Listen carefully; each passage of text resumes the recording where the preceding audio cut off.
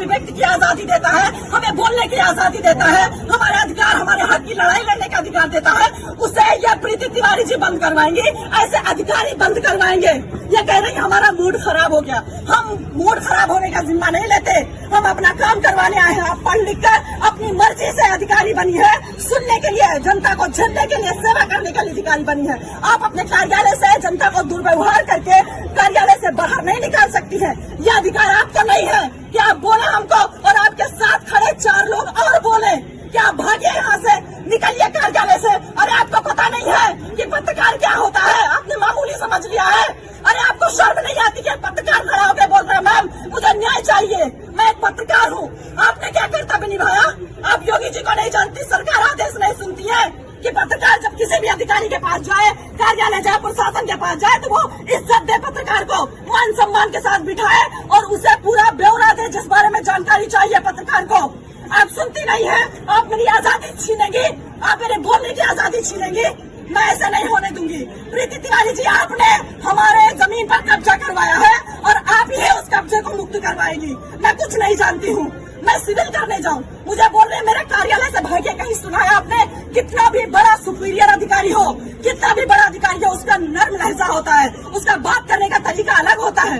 ये कहाँ से पढ़ लिख कर आई है? कैसे अधिकारी बन गई कि इनका मूड खराब हो जाता है एक पत्रकार के सवाल करने से? लेकिन मैं यहाँ पत्रकार की हैसियत से नहीं आई थी, मैं एक पीड़ित लड़की की हैसियत से लखनऊ से दौड़ दौड़ के आ रही हूँ कि मैं पीड़ित हूँ मैम, मुझे न्याय चाहिए। आपके गलत आदेश की वजह से मेरे घर पर कब्जा किया गया, आपने गलत कब्जा कर लिया, प्रशासन ने आपको गुमराह किया।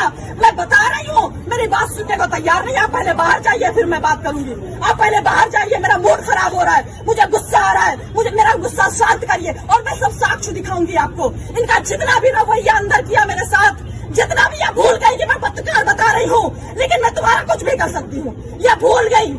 इनका सारा रवैया हमारे कैमरे में कैद है। इन्होंने जो बर्ताव एक पत्रकार के साथ किया, आप सोचिए, अंदाजा लगाइए कि जब ये आम जनता खड़ी हुई, जब इनके पास जाती होगी तो कैसे गूंगे बहरे की तरह खड़ी रहती होगी।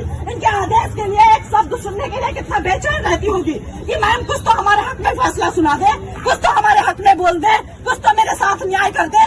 इस उम्मीद से जनता यहाँ पर खड़ी रहती है। और इन्होंने अभी कार्यालय का गेट बंद कर लिया और जब मैं परेशान हो गई, मुझे कार्यालय से बाहर निकाला गया, मुझे धक्का मारा गया, मेरे साथ दुर्व्यवहार किया गया, तब मैंने रिपोर्टिंग शुरू की, तब मैंने अपना कर्तव्य निभाया कि आज नहीं तो कभी नहीं। क्योंकि मैं यहाँ 2-2.5 महीने से चक्कर काट रही हूँ। मेरी बुजुर्ग माँ 2-2.5 महीने से आ रही कि मैम आपकी गलती की वजह से अभी तक कोई हमारे घर में घुस नहीं पाया। एसडीएम के गलत आदेश की वजह से हमारे घर पे लोगों ने कब्जा कर लिया, प्रशासन को भेजकर इन्होंने कब्जा करवा दिया।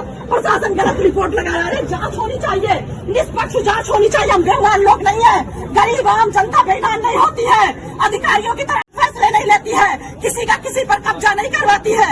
ये जो यहाँ पर आम जनता खड़ी है, ये बेईमान नहीं है, अपना खून पसीना बहाकर यहाँ पर लोग खड़े हुए हैं उम्मीद में कि हमें न्याय मिलेगा।